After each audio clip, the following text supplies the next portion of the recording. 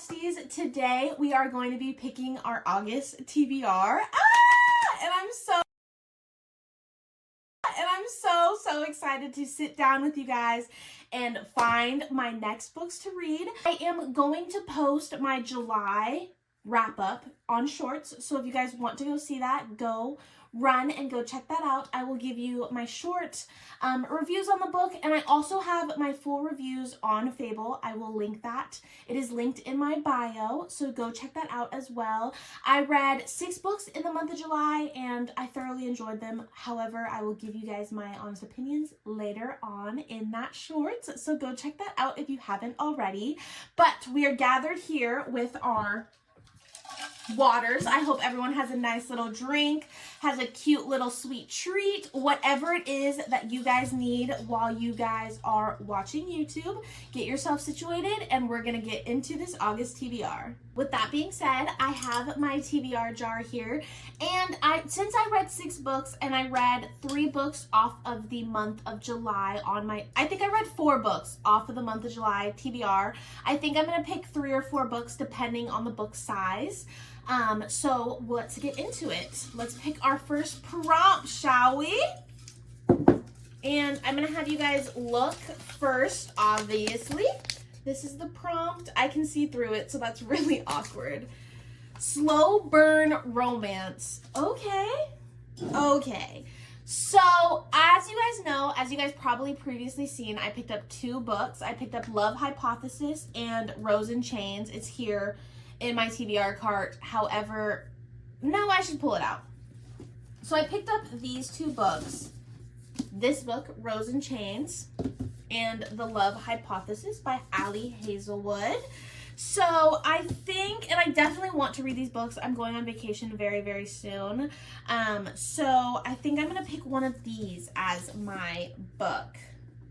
I don't know which one I want to read. So we're going to read the little blurb together, and we're gonna pick from there.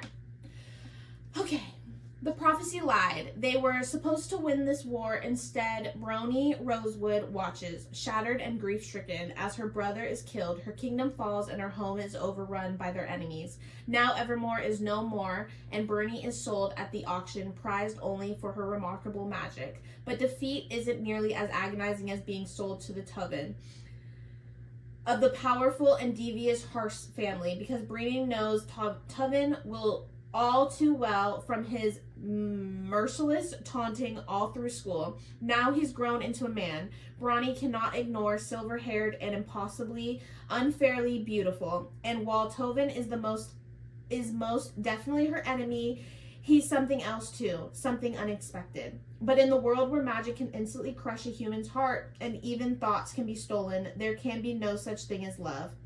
Not for Brony. A secret rebellion is brewing, and she needs to find a way to escape her cage and join it. Yet despite the horrors of her new world and the role she must learn to play within, all is not lost. Help and hope may yet arise is the most unlikely of places. That sounds good. And I also am kind of in a fantasy mood, so I'm like, I don't know. Next is Love Hypothesis. This book is coming out in a TV adaptation with Lily Reinhart. Have you guys seen that? Dude, oh my goodness, I'm excited. And from what I've noticed, this is student, professor, love story, whatever. So, as a third-year PhD candidate, Olive Smith doesn't believe in lasting romantic relationships, but her best friend does, and that's what got her into this situation. Convincing on that Olive is dating and well on her way to happily ever after was always going to take more than heavy hand-waving Jedi mind tricks. Scientists require proof. So like any self-respecting biologist, Olive panics and kisses the first man she sees. That man is none other than Adam, a young hotshot professor and well-known ass, which is why Olive is positively floored when Stanford's reigning lab tyrant agrees to keep her charade a secret and be her fake boyfriend. But when big science conference goes haywire, putting Olive's career on the Bunsen burner, Adam surprises her again with his unyielding support and even more unyielding 6-pack abs. Okay, Adam. Suddenly, there's a little experiment, feels dangerous, close to combustion, and Olive discovers that the only thing More complicated than a hypothesis on love is putting her own heart under the microscope. That sounds good. Slow burn romance. I am definitely feeling Rose and Chains. I'm definitely feeling it. Maybe we'll pick up Love Hypothesis in another prompt. Also, I'm picking 3 books too, so I can mood read as well. I don't know what keeps happening with my footage. I might just throw a brick at a wall, I think. But basically, the prompt that I have is a 2025 release, and I picked Firebird. This is the book. And I hear this book was very controversial. It was wonderful. I love dragons, so I'm sold. Basically, what I gathered from this book is that it is about this FMC. However, this FMC is taken captured and held by this man. His name is Roman, and he's a dragon. And he falls in love with her, blah, blah, blah, whatever. You get the gist. Then the second book I was going to pick up was Time of Your Life. However, I picked Firebird because it was on my TBR shelf a little while longer.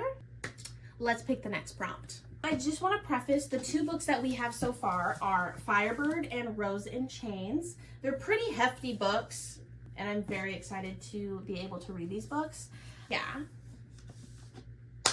Let's pick the next prompt, shall we?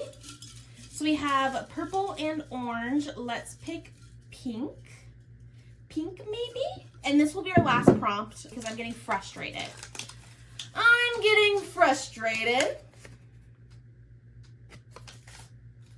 Oh, fake dating trope, bruh.